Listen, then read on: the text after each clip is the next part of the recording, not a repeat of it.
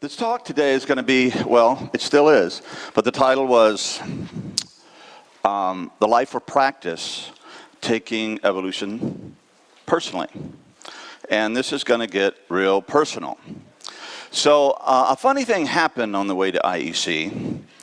March 7th, 10 weeks ago today, I had a massive heart attack. My right ventricle artery closed down 100%. And when I say I'm glad to be here, I'm really glad to be here. So I'd been spending the winter down helping my wife with her aging mother. We've been doing a lot of that with my parents and then with hers. And I was driving back to Utah with my dog Lucy to finish this book, which is tentatively called The Life of Practice, Taking Evolution Personally. So I'm in Grand Junction, Colorado, about 220 miles from my home in southern Utah.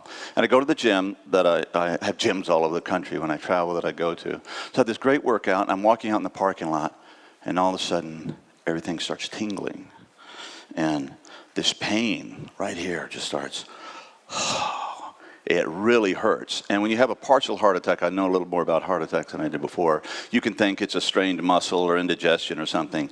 This was not subtle, okay? So I went, I'm having a heart attack. So the first thing that clicked into my mind, I got to get back to the hotel, because if I die here, Lucy's going to be abandoned. And so I get in the 3.8 miles, I can barely breathe. I look in the rearview mirror, I'm white as virgin snow. I mean, it's like, I can't look at that anymore. So I finally, and old people in front of you going slow, and you're just like, oh dear. And so I get to the hotel, I stumble in the back part where my room was, and the key doesn't work. And finally, click, thank you, God. I go and fall on the bed, and Lucy's there, she comes and huddles up against me. And I called 911, I said, I'm in Ramada Inn, room 142, and I'm having a heart attack. And then I called my wife, and I said, honey, I'm having a heart attack. Ramada Inn, room 142. Lucy's here, and I can't talk now. She goes, what? So they come, and they get me, and they haul me off to and the miracle of miracles is, or dumb luck or grace, or however you want to say that, I was 1 mile from the Regional Cardiac Center, St. Mary's Hospital. Thank you, Catholics. So any place else on the trip, I would not be here, and there would be space for somebody else to do this thing. So I get into the emergency room, and they're like, and we have this app where I can tell where my wife is, 360, and so she knew I was at the hospital, and she called, and the doctor said, well, he's on the table now, he's having a heart attack, and we don't know if he's going to make it. So I'm sitting there, my pulse is down to 40, and they're going to do this angioplasty thing where they go through an artery here, and they put a balloon to open up the thing, and they make me sign this thing and go, this doesn't always work, so this may kill you, so what do I got to lose, right? So, and I signed it, and I had this vision. I'd been teaching this class at Codrington College, which is the oldest seminary in the Western Hemisphere, and the title of the class is Religion as Practice. I was going to the future religion, but somebody already got that. Anyway, so it'd been 13 weeks, toward the end of the class, and I had this vision of all their beautiful faces, my students, on Zoom, right? And it's like, we had an amazing class from a motel room the night before, and I go, well, if this is it, that's a good punctuation, I'm okay with it. And then they came up and they opened the heart valve, and just, the pain went away, and I was just this flood of relief, and I was like, okay, I'm going to make it. And I went, thanks, God. And then I looked at the doctor and said, thank you, Doc, you just saved my life. And he went, oh, I guess he's not used to being, gratitude on the emergency table. So they took me into ICU, and strangely enough, I had 5 hours of amazing mental and spiritual clarity. Just, wow, stuff I've been working through, resentments, this, that, the other, what I'm doing with my life. By the way, vocationally, nothing's changed. I'm pretty much doing what I'm supposed to be doing. But it's really, and I'm calling people, and they say, don't you sound like you've had a massive heart attack? And I said, no, I feel really good. Well, the grace lasted for 5 hours. After 5 hours, I felt like I'd had a massive heart attack. And I was like, ah. And so my wife flew in, and her sister, and she got me alone and said, you better not die, you son of a bitch. Okay, I'm working on it. So, Eric Wildbear, Lucy's, she's a Labrador, half lab, half, so you don't get a little poodle idea, the visual, beautiful dog. He came up from Salt Lake and took care of Lucy, and so it was all getting squared away, and I went through 2 nights in ICU, and then 1 night, and then they let me go home. And, I'm just, whoa, I'm so weak. I'm very controlling when I drive. I let my wife drive, no questions at that point. And I get home, and man, it's just like, everything's different. I feel really weak, and one of the things that happens is you have this great consciousness of your heart. It's a great mindfulness for, if not your spiritual heart, at least your physical pump. You feel every little creak and bump. And 3 things. I had 3 spells while I was at home in this recovery process, and my hands would get really cold and sweaty, and my feet would get cold, and I'd start tingling like my whole body was falling asleep, and I'd get really dizzy, and I'm like, having another heart attack? My blood pressure would go way up. So I'd go to the local clinic, and then it would come down, and went back a couple of weeks later, back to the cardiologist in Colorado. He said, she said that, well, that's just PTSD. And I went, oh, wow, that's cool. And, because seriously, I know all these brothers and sisters that are suffering from PTSD. And my response to tragedy and trauma in the past is be depressed. But this PTSD, let me tell you, beloved, it's physical. It wasn't my head. My body was freaking out. And once I knew that, it's like, it almost went away. I had a little spell in Ireland recently, but it went away. And of course, I awake. I'm like Willy Wonka in the chocolate factory. I have all these great tools to use. And one thing was, he also said, one of the doctors said that because I was in really good shape, I survived. Otherwise, I just wouldn't have made it. It was really a miracle that I pulled through it all. And I began immediately to practice. One of the things that also happens with the post-massive heart attack is depression. You feel, God, I don't even know if I'm going to be alive. Mortality's right in your face. And, those who know me, they know I'm a fanatic about working out and integral practice, and I do it all the time. And the message, in the morning I'd wake up, it's like the world is so screwed up, and so are you, and you're completely unable to do anything about it. It's like, okay, thank you. So then I started meditating. So I would meditate, for 2 hours or maybe more. And when I meditate using the technology, it intensifies the darkness before it lifts. So if you're looking for just a happy quick fix, or, a bypass strategy, it's not that. So I would go in and it would just deepen. And I've been doing this for like 14, 15 years now on a daily basis. And so I knew it, still not pleasant, but at least you know that it's building up. And then it would lift like a fog. It would come out, and it's like, be left grateful, humbled, feeling close to God. And then I started trying to work out again. So I'd go to the gym and, just start to maybe 30, 40, 50% of what I'm normally doing. And you feel your heart, kung, kung, kung, kung, kung, kung. It's kind of disconcerting. And then I started playing tennis again, which is another one of my practices. And I went out there with my wife, and we just hit the ball back and forth a little bit. And no endurance, just got really tired quick. And we kept it up. And our tennis court is at over 7,000 feet. So this is high tech, very high altitude tennis. So it works your heart good. If it didn't kill me, it was probably making me stronger, right? So, before I left, we played tennis again. I played a full set, 5-6, and I lost, but I was alive at the end of it, and my game's coming back and some brilliant things. Tennis is a really great spiritual practice for me. And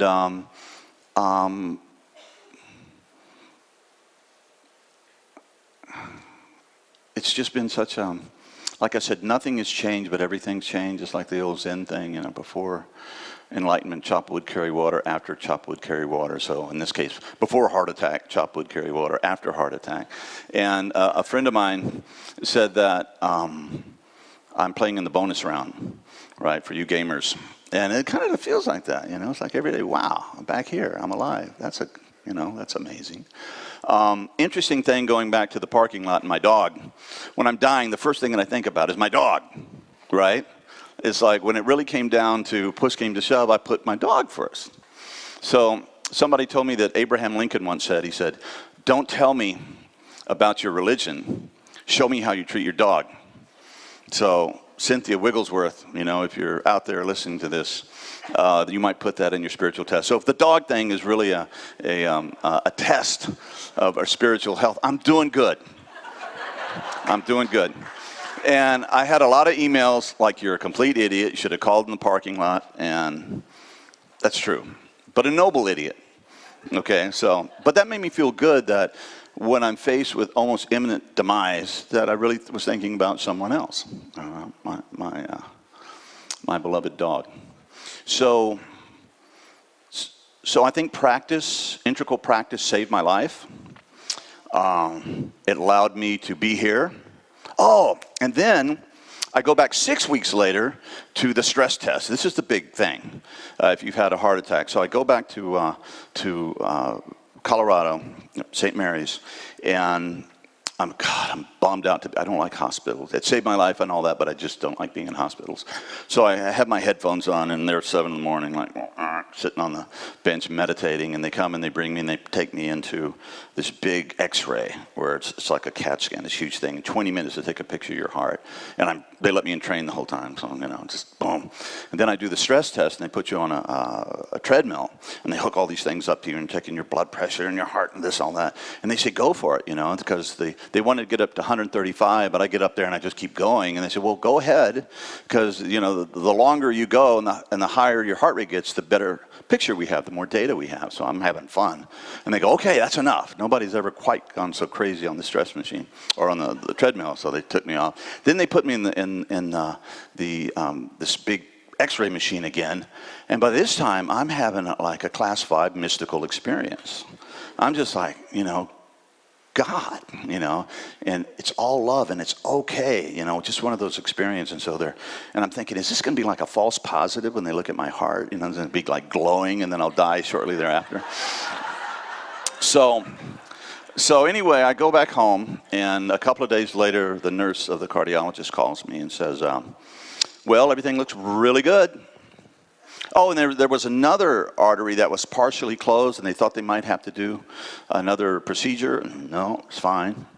And I said, well, look, I'm planning this epic journey. I'm going to Barbados to teach at the seminary, and then I'm going to Ireland and teach in Belfast, and I'm going to IEC, airplanes, multiple changes, getting up early in the morning. And say, yeah, go for it, you'll be fine. And I said, and come and see us in 5 months. So, wow, all right. So it's a little bit scary, getting on planes and stuff, and I'm not flying business class. So, I'm a pretty big guy, it's really hard. But anyway, I maintain, and of course I meditate while I'm doing that, but it's really stressful, and it feels okay. It feels pretty good, and and I have nothing to base it on.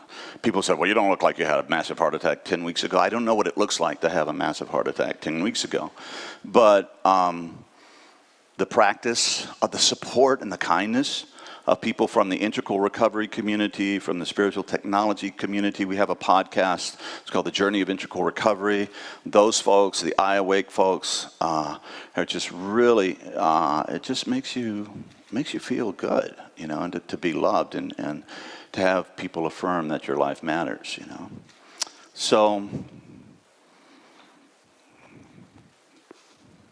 what else do I have to say? Okay, that's a lot of first person. So as we begin to wrap this up, let me get a little third person. My book is basically using the 4 pillars of this new integral edifice: the wake up, the grow up, the clean up, and the show up. And I was talking to some young people recently, and I said, I'm going to tell you the meaning of life. Okay, boom, this is it. And see if you don't agree with me afterwards. Okay, you got to wake up. You got to remember who you are, what you are, always have been, are at the present, always will be. Bam. Not just a head trip, but a completely realized gross body, subtle body, causal body, non-dual body, the whole thing. Okay, boom. And you got to stay awake too. I think people fall asleep, so you got to keep, It's like I took a shower a month ago. You want me to take another one? No. Like, what? So And then we got to grow up. Like Ken is saying, we got to get to the highest level of our capacity.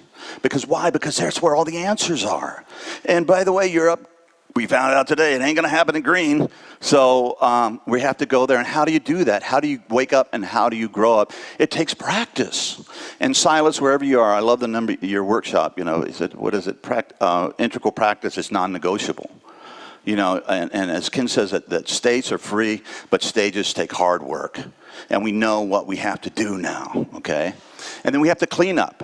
If you're an addict or an alcoholic or a food addict, you got to clean up your body and stop that crap, because you can't do it. Some people can and you can't.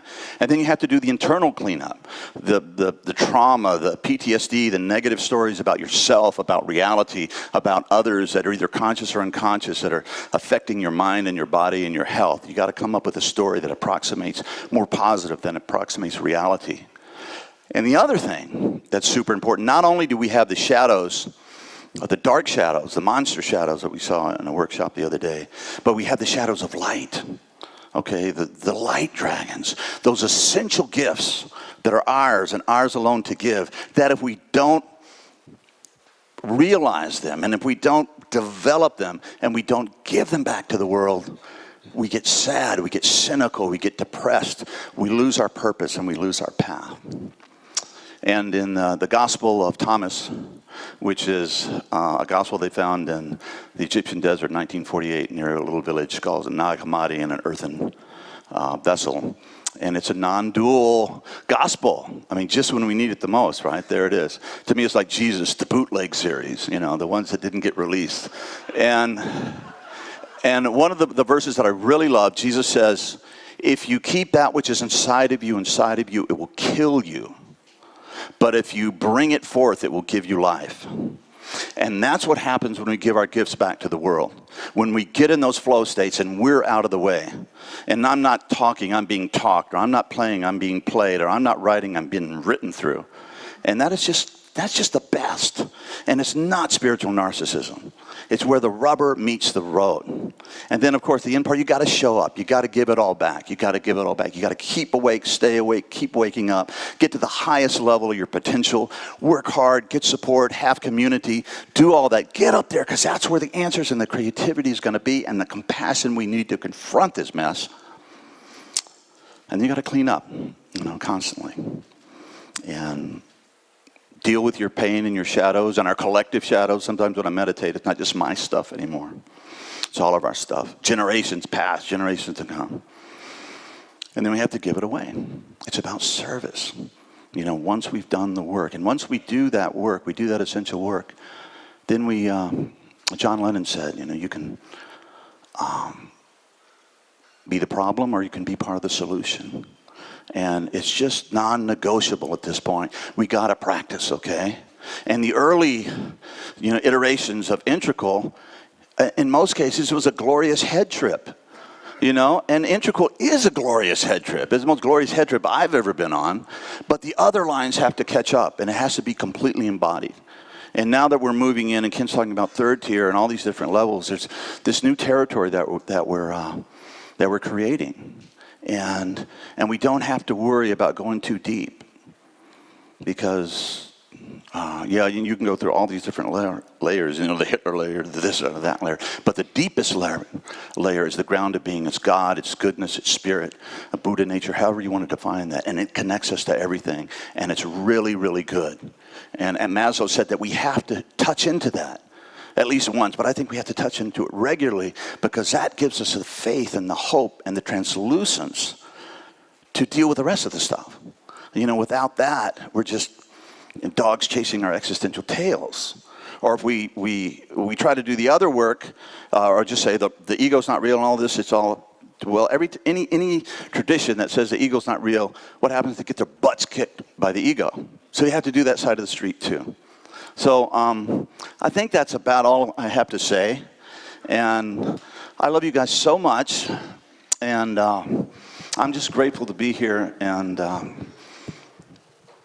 you're so appreciated. So please come by, say hello, let's reconnect or connect the first time. And anyway, I love you very much. Thank you.